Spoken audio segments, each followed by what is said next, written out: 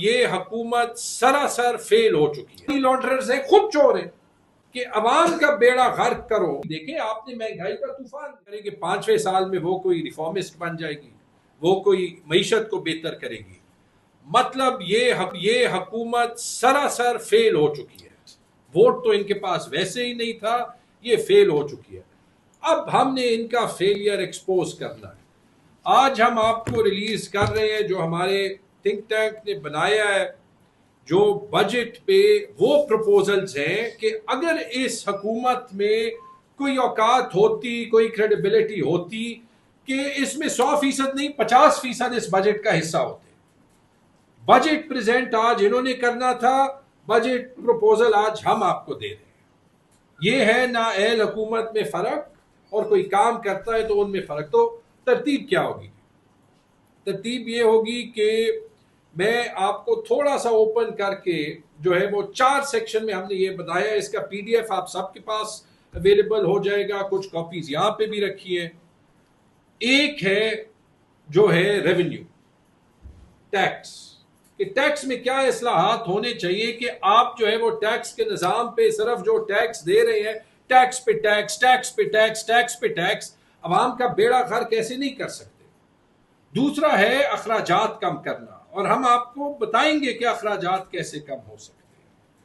تیسرا ہے جو ہے وہ ریفارم، جہاں پہ ان کا ٹریک ریکارڈ 0/0 ہے. اور چوتھا ہے ڈیولپمنٹ بجٹ، جہاں پہ اللہ خیر کرے جب بھی احسن اقبال صاحب لیک آف پلاننگ منسٹر بن جاتے ہیں تو وہ پلاننگ اینڈ ڈیولپمنٹ کے بجائے کبھی 30 سال کا اڑان پلان اور کبھی 100 سال کا ویژن پاکستان بناتے ہیں، اور پلاننگ اور ڈیولپمنٹ نام کی کوئی چیز ہی نہیں ہوتی. تو ان چاروں چیزوں پہ بجٹ پروپوزلز ہیں. میں اوپن کر کے جلدی سے کچھ جو ہے وہ باتیں کر کے پھر رانا عاطف کو ہینڈ اوور کرتا ہوں. وہ اسٹیٹ آف دی اکانومی پہ بات کریں گے، اور پھر جو کچھ اسپیسیفکلی بزنسز کے لحاظ سے پروپوزلز ہیں ہمارے باقی دوست جو ہے وہ مبین، اسامہ اور سینیٹر ذیشان خان زادہ صاحب جلدی کریں گے. ٹھیک ہے جی. میں جو 2-3 باتیں کور کرنا چاہتا ہوں وہ یہ کہ نمبر 1، دیکھیں اگر ہم ٹیکس کے نظام پہ آئیں، یہ جو حکومت نے طریقہ ڈھونڈ لیا ہے کہ نہ وہ اخراجات کم کر سکتی ہے، اپنے لیے اس نے گلف سٹریم جیٹ لینے، شہنشاہانہ خرچے کرنے، نہ وہ جو ہے وہ ٹیکس نیٹ پہ جو ٹیکس نہیں دے رہا، جو ٹیکس چوری کر رہا ہے اس کی چوری ختم کر سکتی ہے، کیونکہ خود جو ہے وہ منی لانڈررز ہیں، خود چور ہیں. تو انہوں نے یہی جو ہے وہ ایک نسخہ جو نکالا ہے کہ عوام کا بیڑا غرق کرو، پیٹرولیم لیوی پہ پیٹرولیم لیوی لگاؤ، انکم ٹیکس 50% تک کرو. یہ نہیں ہو سکتا.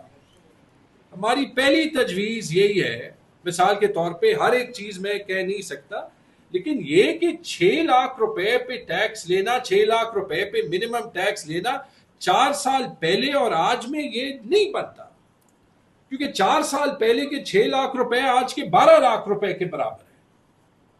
تو اگر آپ نے کچھ بھی اچیو کیا، آج منیمم ٹیکس تھریش ہولڈ 12 لاکھ روپے کر دیں، اور پھر اس کو انڈیکس کر دیں کہ جتنی مہنگائی ہوتی ہے آٹومیٹکلی جو ہے وہ بڑھے.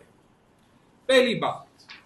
دوسری بات یہ ہم نے پورا ایک جو ہے وہ ٹیبل دیا ہے کہ ہمارے خیال میں جو میکسیمم ٹیکس سلیب بھی ہے جو آپ نے 35% کیا ہے، خدا کا خوف کرے، اور آپ نے آج تقریباً کسی کی 3 ملین سے زیادہ انکم ہو، 3 ملین مینز تقریباً 3.5 لاکھ روپے جو ہے وہ مہینے کے زیادہ انکم ہو، اس پہ 35% ٹیکس لگتا ہے. انڈیا میں 12 لاکھ انڈین روپے یعنی 36 لاکھ پاکستانی روپے، یہ سارے انکم ٹیکس ایگزیمپٹ ہیں.